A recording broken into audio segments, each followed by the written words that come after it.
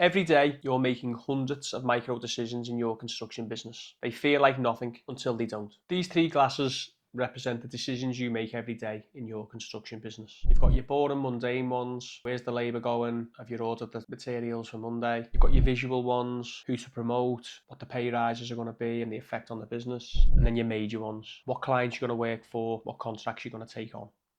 Let me show you what I mean. Let's go through decision fatigue. These ones are the decisions really you want to push on other staff members. Someone who's, efficient and can run systems and processes. These you might want to take a bit more of a view on, get involved with, because they could become major in the future. And these are decisions that could keep you up at night, that you've really got to get right. Let's start with glass one. This is your daily noise. The little things like, do I pick up them materials? Do I text back that client now or later? All the little decisions that you just got to do each day. These decisions aren't life-changing, but they do add up, and they can add up fast. If you think you're being productive, really, you're just being reactive. These are decisions that you've got to start putting on other members of staff so you can concentrate on things that are bigger. Being constant and reactive and firefighting, it's not going to help the success of the business long term. These decisions have to be made. They take up a lot of your time, and you'll never grow past your current level. These are the medium impact choices you're giving quotes to, when you take on staff or new subbies, how you structure your day or schedule. These decisions are important, but they can get lost in the noise. I started protecting my time to focus my decisions more on these. At first, I know it's hard to delegate, and it's not going to get done as good as you've used to do it, but you need to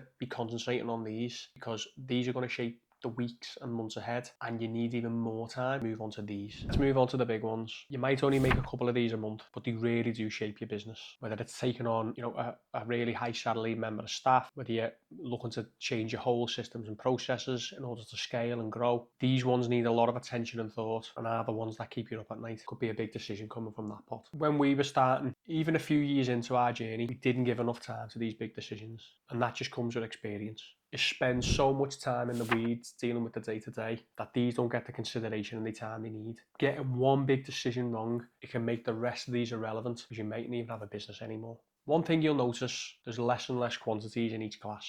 This noise comes every day. The sort of medium decisions are coming less often, but there's still enough of them in our industry. But you'll see very few big decisions.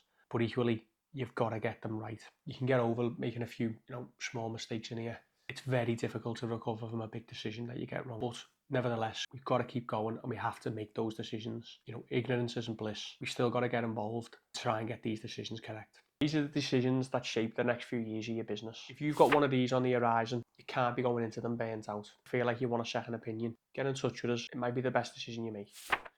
If you want help delegating better, I've put a free link below to our delegation schedule. It helps you to pass things on to your staff with a lot more parameters so that they can make better decisions themselves on what you've asked them to do. If you've enjoyed this video, I think you'll like this one, and how we've looked at Asheville and how they're currently trading through a bad period. Thanks for watching, and we'll see you in the next one.